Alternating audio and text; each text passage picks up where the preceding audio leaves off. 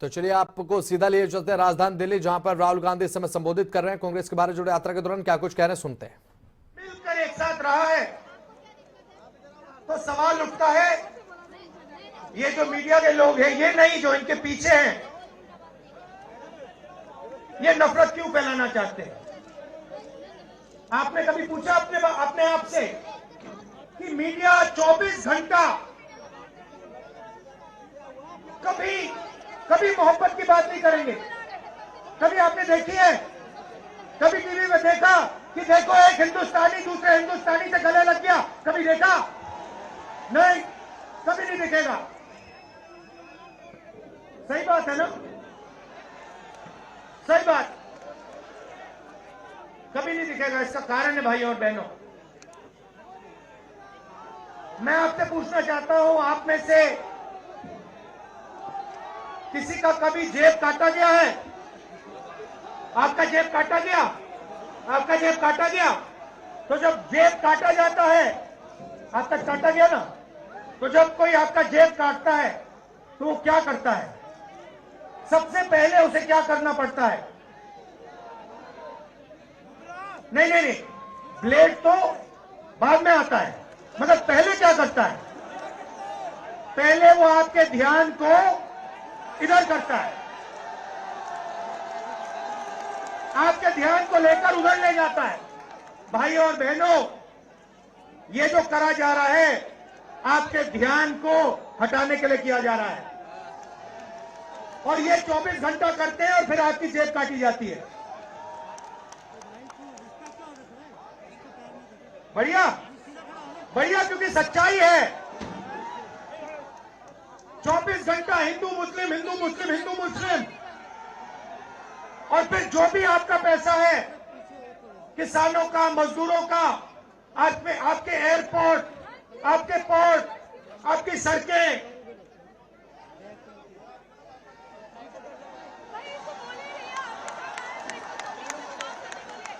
सीधा किसके जेब में? इनके मालिक के जेब में। इनको कौन चलाते हैं? नाम बताओ। देखो, सब जानते हैं, पूरा हिंदुस्तान जानता है। भाई और बहनों, ये नरेंद्र मोदी जी की सरकार नहीं है, ये अंबानी अदानी की सरकार है। ये सच्चाई है, और ये पूरा का पूरा लक्ष्य इनका आपके ध्यान को इधर से उधर, उधर से इधर करने का है। मैं 2800 किलोमीटर चला हूं, 2800, मुझे कहीं नफरत नहीं दिखी, कहीं हिंसा नहीं दिखी, कहीं मारपीट नहीं दिखी। मगर जब मैं इनका टेलीविजन खोलता हूं, 24 घंटे मुझे मारपीट, हिंसा, नफरत दिखाई देती है। क्यों? क्योंकि ये आपका ध्यान इधर से उधर ले जाना चाहते हैं। जो सच्चे मुद्दे हैं उस पे आपका ध्यान गलती से ना चला जाए। जैसे जब कोई आपकी जेब काटता है, वो चाहता है कि आपका ध्यान आपके जेब पे गलती से भी ना चला जाए। ये हो रहा है इस देश में। तो आपका ध्यान कहां जाना चाहिए? मैं आपको बताता हूं।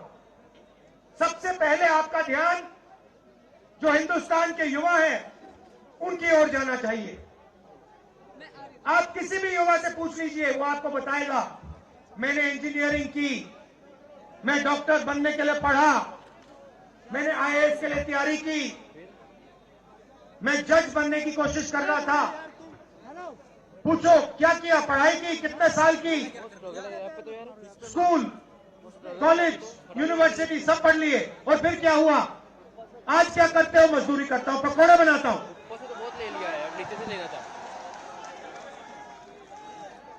बेरोजगारी क्यों आई? मैं आपको बताता हूं। और जो हमारे छोटे व्यापारी हैं, जो स्मॉल और मीडियम बिजनेस चलाते हैं, आप अच्छी तरह सुनिए, क्योंकि आप इस देश के भविष्य हो। अगर इस देश को कोई रोजगार दे सकता है तो इस देश का किसान और ये जो छोटे व्यापारी हैं और स्मॉल और मीडियम बिजनेसेस चलाते हैं, ये लोग। क्यों? क्योंकि ये लाखों हैं, ये लाखों में है और कोई 100 लोगों को रोजगार देता है, कोई 500 को देता है, कोई 1000 को देता है, कोई 25 को देता है, कोई 33 को देता है और ये लोग देश को रोजगार देते हैं। अब इनकी बात करते हैं। ये 24 घंटे लगे रहते हैं, बैंक के दरवाजे इनके लिए बंद होते हैं। हिंदुस्तान के 2-3 अरब पतियों को 1 लाख करोड़, 2 लाख करोड़, 3 लाख करोड़ ऐसे दिया जाता है। ये बैंक के सामने जाते हैं, इनको धकेल के निकाल दिया जाता है। राइट? अब क्या?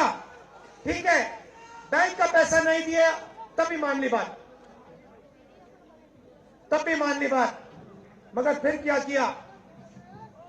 फिर प्रधानमंत्री ने नोटबंदी की और प्रधानमंत्री ने गलत जीएसटी लागू की। भाई और बहनों, ये पॉलिसी नहीं है, ये हथियार है। छोटे व्यापारियों को, स्मॉल और मीडियम बिजनेस वालों को और किसानों को मारने के हथियार हैं ये। और जब इन्होंने ये काम किया तो देश के जो युवा हैं उनको रोजगार नहीं मिल सकता, सवाल नहीं उठता, क्योंकि जो रोजगार देने वाले हैं उनकी रीढ़ की हड्डी आपने तोड़ दी। किसके लिए तोड़ी? किसके लिए तोड़ी? इनके जो मालिक हैं उनके लिए तोड़ी। गेम को समझो। अब देखिए, अब आगे चलते हैं। युवाओं की बात की, स्मॉल और मीडियम बिजनेस वालों की बात की, दुकानदारों की बात की। अब सड़कों पे मुझे हजारों किसान मिले हैं। 1 सेकंड में पहचान लेता हूं, जैसे ही हाथ मिलाता हूं समझ आ जाता है ये मजदूर है या ये किसान है। हाथ से पता लग जाता है, छिले हुए हाथ होते हैं। अच्छा, एक और सवाल है जो मैं सोच रहा हूं।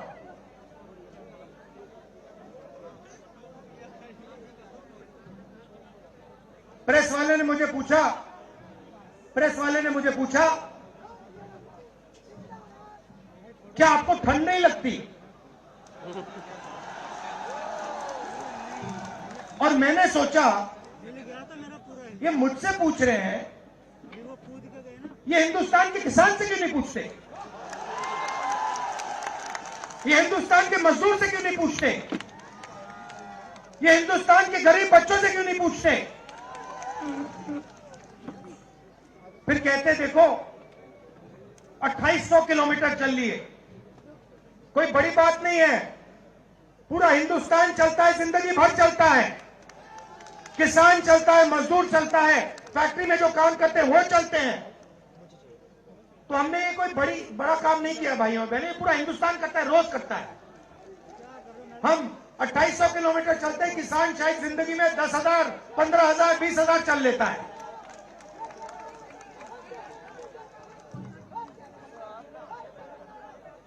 तो मैं चाहता हूं कि ध्यान सही जगह जाए। अब बीजेपी ने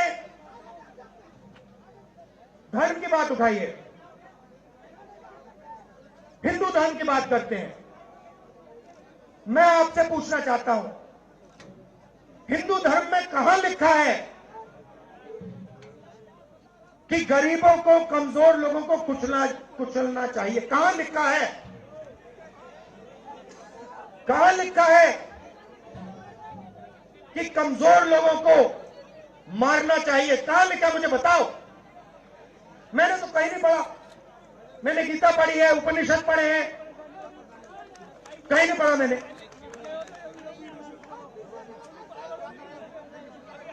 आपने पढ़ा कहीं?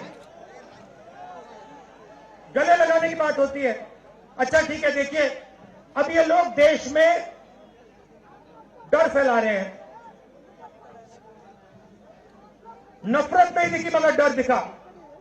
किसके दिल में डर? किसान के दिल में, युवाओं के दिल में, छोटे दुकानदारों के दिल में, स्मॉल और मीडियम बिजनेस जो चलाते हैं उनके दिल में, माताओं बहनों के दिल में मुझसे कहती है, राहुल जी बीजेपी की सरकार में हम तो सड़क पर, शाम को सड़क पर नहीं निकल सकते। तो डर फैला दिया है। सही सही। अच्छा, आपने शिव जी की फोटो देखी है? उसमें उनका हाथ ऐसे देखा आपने? इसको क्या कहते हैं? इसको क्या कहते हैं? इसको अभय मुद्रा कहते हैं। इसका मतलब क्या होता है?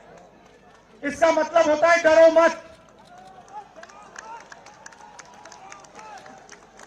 तो शिव जी कहते हैं डरो मत, हिंदू धर्म कहता है डरो मत, और ये लोग 24 घंटा इस देश में डर फैलाने की कोशिश करते हैं। अच्छा, एक और मजे की बात बताता हूं आपको जो मैं सोच रहा था। आपने ये यात्रा देखी होगी, इसमें आपको हिंसा दिखी? कहीं नहीं दिखी। किसी ने किसी को मारा? किसी ने गाली दी? नहीं। आपने इसमें नफरत देखी? बिल्कुल नहीं। इसमें किसी ने यह पूछा भैया तुम्हारा धर्म क्या है? किसी ने कहा भाई तुम हिंदू हो, मुसलमान हो, सिख हो, ईसाई हो, क्या हो? नहीं। किसी ने यह पूछा तुम स्त्री हो या पुरुष हो? किसी ने यह पूछा तुम्हारी क्या जात है? बिल्कुल नहीं। कपड़े भी नहीं पूछे, कपड़े भी नहीं पूछे। अच्छा, इसमें आपने देखा होगा, पता नहीं आपने देखा या नहीं, इसमें कुत्ते भी आए। कुत्ते भी आए इसमें, कुत्ते आए। और आपने अगर आप टीवी देख रहे होते आपने एक चीज देखी होगी, कुत्ते को किसी ने नहीं मारा, किसी ने नहीं मारा।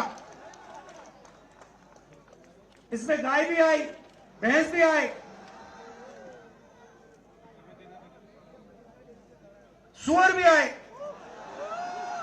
मैंने देखा। वो तो सब जानवर आए, सब लोग आए, और यहां पे कोई नफरत नहीं।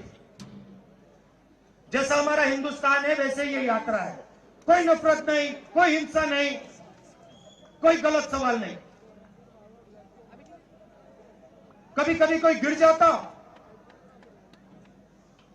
जैसे हमारे हरियाणा के पीसीसी गिरे, धड़ाम से गिरे, केरला के सब नेता गिर गए,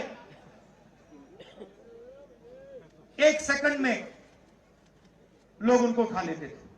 1 सेकंड में, टाइम नहीं लगता था। ये है हिंदुस्तान। नहीं, देखिए, मैं आपको एक बात बताता हूं, सच्चाई समझनी होगी। सच्चाई ये है कि जैसे इन पर लगाम लगी हुई है, वैसे हिंदुस्तान के प्रधानमंत्री पे भी लगाम लगी हुई है।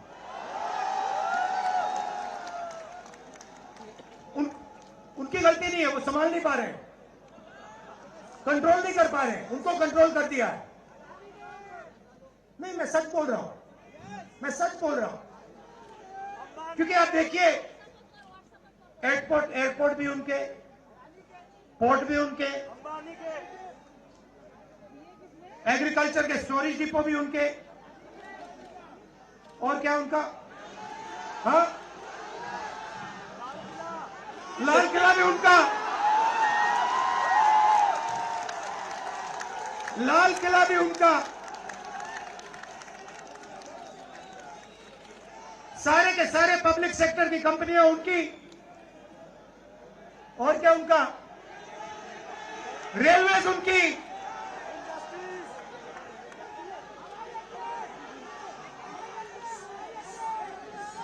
अभी भाइयों और बहनों ताजमहल भी चला जाएगा,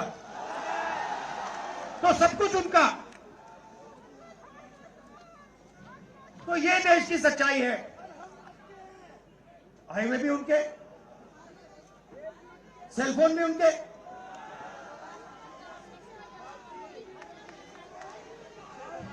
मगर सच्चाई हमारी।